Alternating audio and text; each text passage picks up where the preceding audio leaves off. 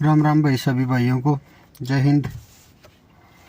आज बात कर लेते हैं भाई मेडिकल फैसिलिटी के बारे में। सीआईएसएफ में क्या क्या मेडिकल फैसिलिटी आपको मिलती हैं और बीमार होने पे ट्रीटमेंट कहाँ से करवाना, क्या करवाना, कितना खर्चा फैमिली का क्या है, उन सब के बारे में बात कर लेते हैं भाई।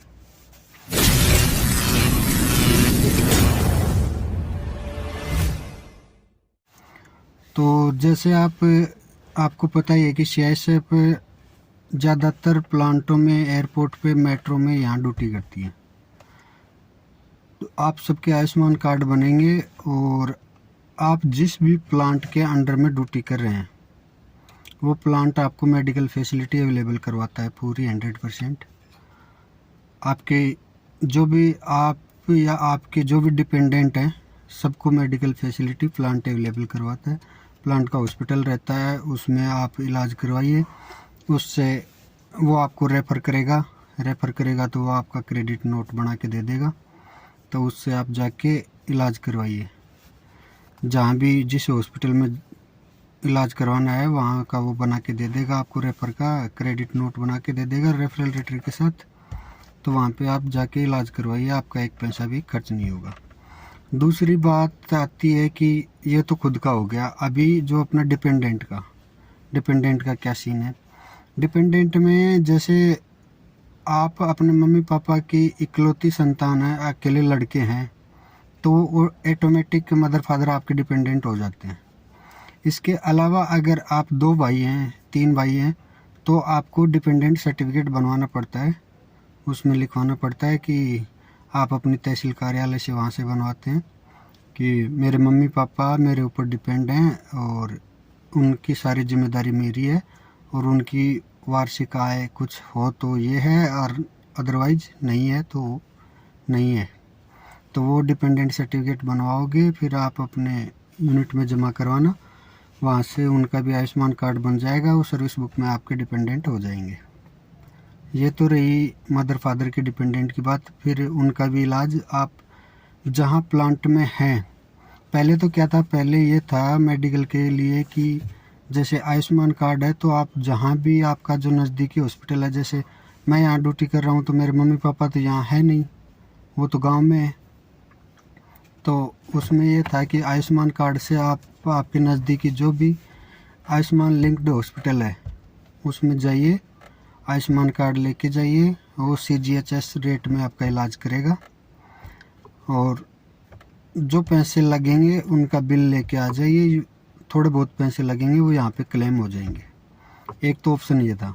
दूसरा ऑप्शन ये था कि आपके मदर फादर गांव में हैं, वो बीमार हो गए, तो वहाँ पे जो आपके नज़दीकी CISF का है कोई हॉस्पिटल, जैसे जयपुर में आमेर में बटालियन है तो वहाँ पे जाइए। वहाँ पे जाके हॉस्पिटल में डॉक्टर साहब आपको रेफ़र कर देंगे किसी भी हॉस्पिटल के नाम से, जो आपके आयुष्मान लिंक्ड हॉस्पिटल है उसमें जाइए, वहाँ जाके आपका पैसा नहीं लगेगा, फिर इलाज हो जाएगा। ये दोनों रास्ते थे। अभी गवर्नमेंट ने नया सर्कुलर जारी करके क्या किया है कि जैसे जो भी प्लांट में ड्यूटी कर रहे हैं CISF के एम्प्लॉई, वो प्लांट के हॉस्पिटल में इलाज करवाएं, चाहे वो हो चाहे उसके फैमिली मेम्बर हो। उनका प्लांट में ड्यूटी कर रहे हैं तो उनका आयुष्मान कार्ड होल्ड पे रख दिया जाएगा। और जैसे हेडक्वार्टर या बटालियन वगैरह में ड्यूटी करते हैं तो वो आयुष्मान कार्ड से इलाज करवाएं। तो इससे इसका एक और है कि जैसे अभी मैं यहाँ हूँ, मेरी फैमिली घर पे है, वो वहाँ बीमार हो गई तो वहाँ से उनको मैं यहाँ तो लाऊंगा नहीं, क्योंकि इमरजेंसी में बीमार है तो छोटी मोटी बीमारी है या इमरजेंसी में बीमारी है तो आप नॉर्मली हम साथ लेके आएंगे नहीं, उनको वहीं पे इलाज करवाने की कोशिश करेंगे। तो उसका देखना ये है कि यहाँ आपके डॉक्यूमेंट्स में वो डिपेंडेंट हैं और आपके जो नज़दीकी सिटी में हैं, तो देखो आप जिस प्लांट के अंडर में काम कर रहे हो, जैसे NMDC हो गई या और कुछ हो गई, तो उसका लिंक्ड हॉस्पिटल आपके एरिया में या आपके नज़दीकी शहर में कौन सा है, उस हॉस्पिटल में जाइए, वहाँ से एक लेटर अपनी यूनिट को दीजिए। यूनिट वाले वो लेटर आगे फॉरवर्ड करेंगे एडम में, एडमिनिस्ट्रेशन ऑफिस जो होता है इनका मैनेजमेंट का, उसमें, और वहाँ से वो क्रेडिट नोट बना के डायरेक्ट आपके वहाँ दे देंगे। इससे आपका उधर हो जाएगा इलाज। तो ये मेडिकल फैसिलिटी के बारे में बात थी भाई। और कुल मिला के मेडिकल सुविधा बढ़िया है।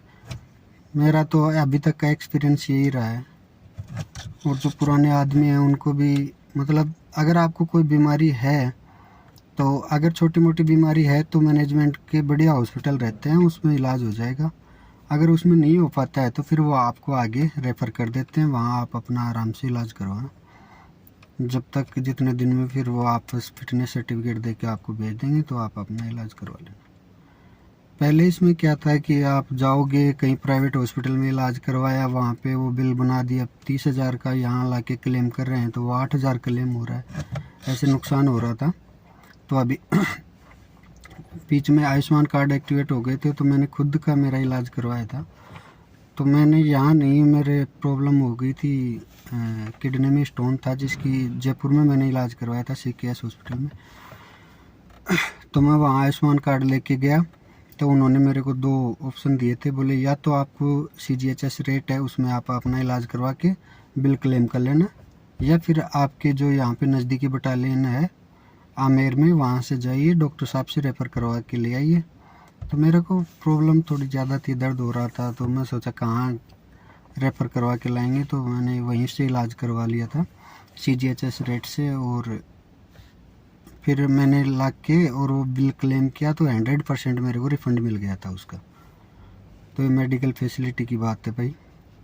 बाकी सभी फोर्सों की अपनी अलग अलग मेडिकल फैसिलिटी रहती है, उनका खुद का हॉस्पिटल रहता है। पर CSF में मैनेजमेंट के हॉस्पिटल रहते हैं सारे, बटालियन हेडक्वार्टर्स वगैरह में अपने हॉस्पिटल रहते हैं।